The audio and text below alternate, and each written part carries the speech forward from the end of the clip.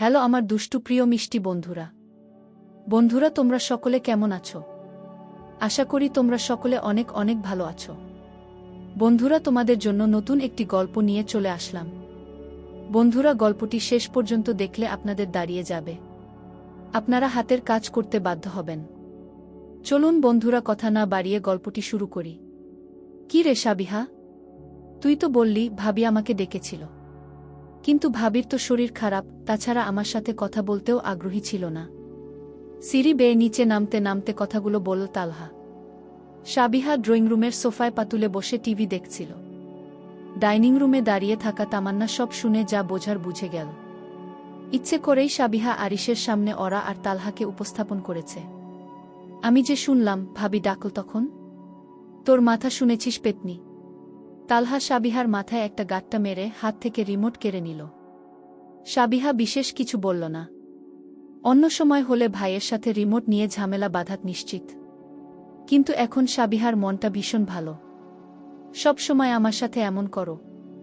মাকে বলবো তুমি আমাকে মেরেছ। যা গিয়ে বল। পেতনি কোথাকার।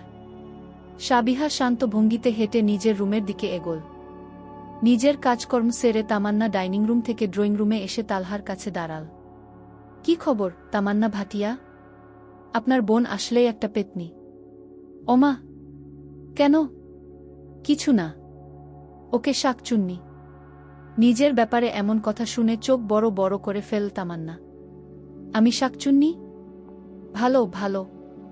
তামান্না এ কথা বলে রাগে গজগজ করতে করতে রান্নাঘরের দিকে এগোল। তালহা জিহ্বায় কামড় বসাল। কি ভুলটাই না করল সে।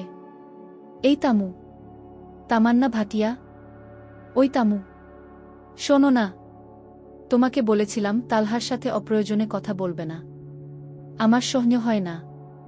তবুও কেন বললে হামিংবার্ড? ওরার একটি হাত শক্ত করে পিছন থেকে ধরে রেখেছে আরিশ। সে ঠিক ওরার পেছনে দাঁড়িয়ে আছে, রাগে যেন পাগল হয়ে গেছে। ওরা তখন থেকেই বোঝানোর চেষ্টা করছে তালহা নিজে থেকেই রুমে এসেছিল, কিন্তু আরিশ তার কথায় কান দিচ্ছে না, পাগলের মতো একা একা বকেই যাচ্ছে। আরিশ, কতবার বলবো? আমি উনাকে রুমে আসতে বলিনি, হয়তো পিকনিকের বিষয়ে কথা বলতে এসেছিল। বেডরুমে বসে কেন কথা বলতে হবে বলো? আরিশের কুরুচিপূর্ণ কথায় ওরার চোখমুখ বিরূপ হয়ে উঠল।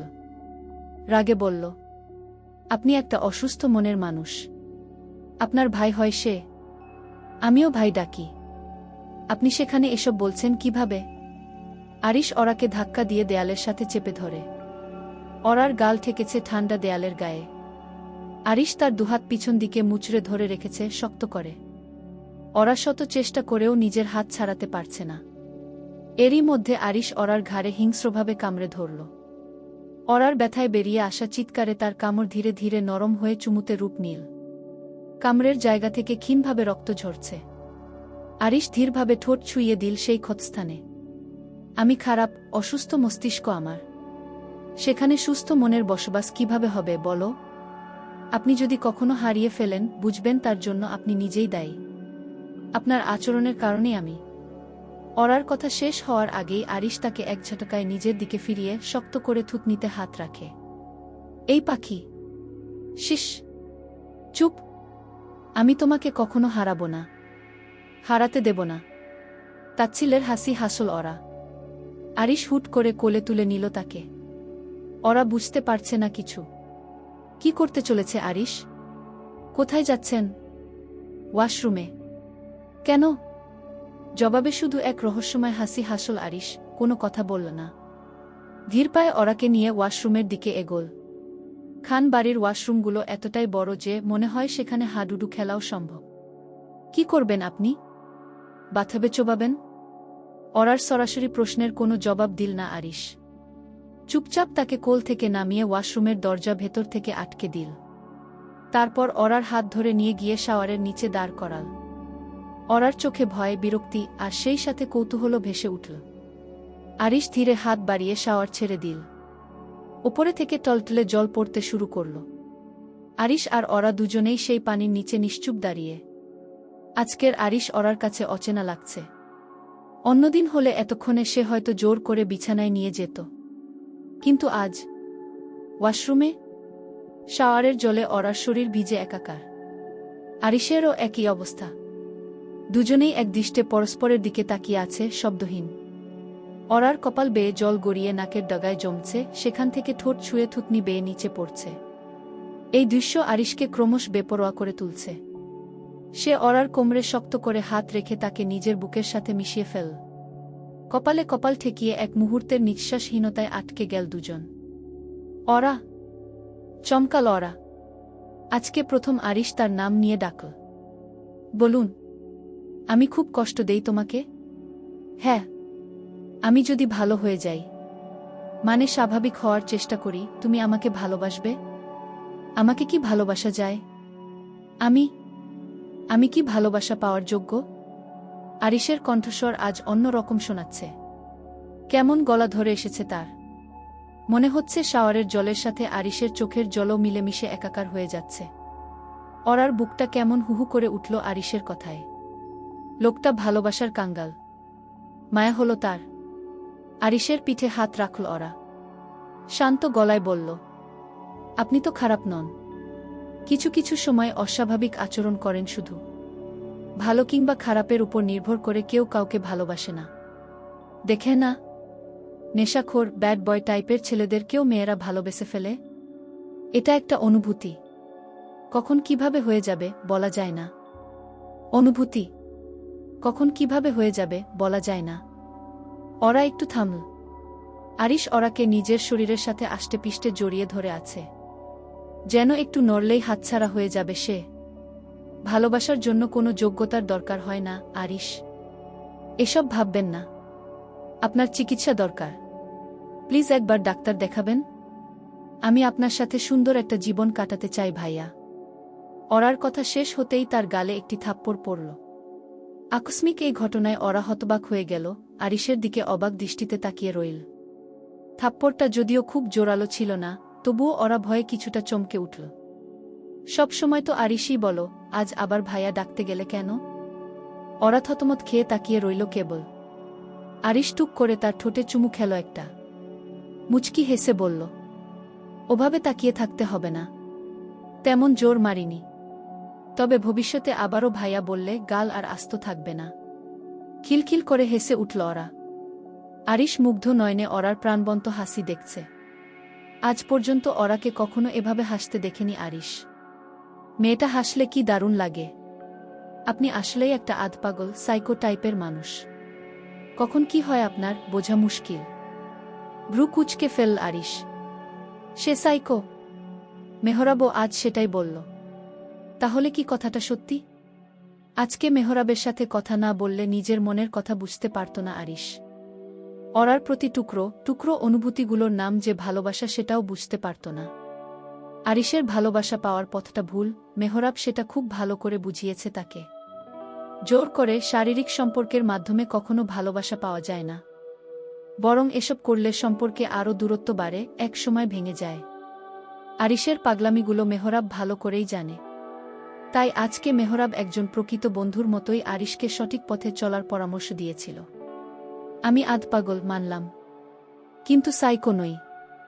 ওরা কিছু বলতে যাওয়ার আগেই পরপর দুটো হাঁচি দিল। এতক্ষণ জলের নিচে দাঁড়িয়ে থাকাতে হয়তো ঠান্ডা লেগে গেছে। আরিশ ব্যাপারটা বুঝতে পেরে শাওয়ার বন্ধ করে দিল। ওরা নিজেকে আরিশের থেকে ছাড়িয়ে পেছন দিকে ফিরে বলল, তাহলে আমার ঘাড়ের তো কেন? আমার সারা শরীরে আপনার সাইকোগিরির প্রমাণ আছে। তোমার শরীর জুড়ে কেবল আমার ভালোবাসার চিহ্ন থাকবে, হামিংবার্ড। আমি যতই স্বাভাবিক হই না কেন, আমার ভালোবাসার ধরন বদলাবে না। আমার ছোঁয়া এমনি, যেমন উষ্ণ তেমনি বিধ্বংসী। দরজা খুলে ওরাকে কোলে তুলে নিল আরিশ। ওয়াশরুম থেকে বেরিয়ে রুমের দিকে এগোল। হুহ হুহ, ডাক্তারের কাছে যাবেন তো? আমি সম্পূর্ণ সুস্থ। তবুও যদি তুমি চাও আমি যাব। তবে ডাক্তার যেন বেশি ঔষধ না দেন। মুচকি হাসল ওরা। লোকটা তো এখনো বাচ্চাদের মতোই কথা বলছে। আরিশ কোল থেকে নামিয়ে দিল ওরাকে। ওকে, জামাকাপড় চেঞ্জ করে আসছি। আপনিও করে নিন, ঠান্ডা লাগবে। এখানেই চেঞ্জ করো। কি? বাংলায় বললাম। বেডরুমে বসে জামাকাপড় চেঞ্জ করলে অত বড় ওয়াশরুমটা আছে কি করতে? মুচকি হাসল আরিশ। অরার গাল টিপে দিল কয়েকবার। তাও কথা। যাচ্ছি আমি। মুচকি হেসে ওয়াশরুমের দিকে এগোল ওরা। আজকে ভীষণ খুশি লাগছে তার। আরিশের এমন পরিবর্তন কখনো আশা করেনি, সে সবকিছু যেন জাদুর মতো লাগছে। তবে আজকে তালহা ভাই রুমে এসে ভালোই করেছে। মনে মনে তালহাকে ধন্যবাদ দিল ওরা। কি ব্যাপার ভাবি, ভাইয়া তো খেতে এলো না? রাতের খাবার খাচ্ছে সকলে। ঘড়িতে সময় রাত 10:30। তামান্না সাবিহার দিকে তাকিয়ে ফুঁসছে কেবল। আজকে নিশ্চিত ভাবির সাথে খারাপ আচরণ করেছে আরিশ ভাইয়া, আর সবকিছুর জন্য সাবিহা ডাইনি দায়ী। মনে মনে এরকম আরও অনেক কথাই ভাবছে তামান্না। নতুন বিয়ে হয়েছে ওদের, নিজেদের সময় মতো খেয়ে নিবে তালহা। তুইও বিয়েটা করে নে এবার, তাসলিমা বললেন। সাবিহা মুচকি মুচকি হাসছে। কিছুক্ষণ আগেই মায়ের কাছে গিয়ে সবটা খুলে বলেছে সে।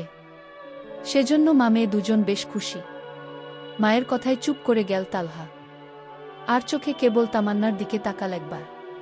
কার বিয়ে নিয়ে কথা হচ্ছে? তালহার নাকি? আরিশের কণ্ঠস্বর শুনে সবাই সিঁড়ির দিকে দৃষ্টিপাত করল। সাবিনা, তাসলিমা যেন 420 ভোল্টের একটা শক খেল। ওরা ও আরিশ একসাথে আসছে।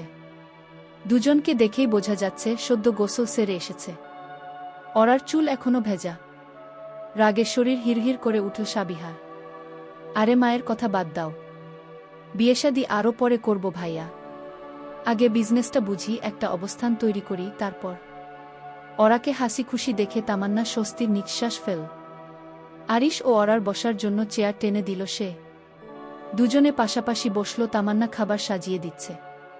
গুড, এটাই ভালো হবে। তালহা মুচকি হেসে খাবারের দিকে মনোযোগ দিল। ওরা খেতে খেতে তালহাকে উদ্দেশ্য করে শুধালো, ভাইয়া একটু আগে যে বললেন আমি আপনাকে ডেকেছি, কে বলেছিল সেটা? আরিশ আর চোখে ওরার দিকে তাকাল একবার।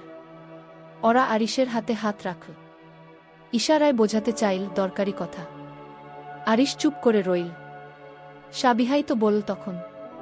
আরিশ ও ওরা দুজনেই সাবিহার দিকে তাকাল।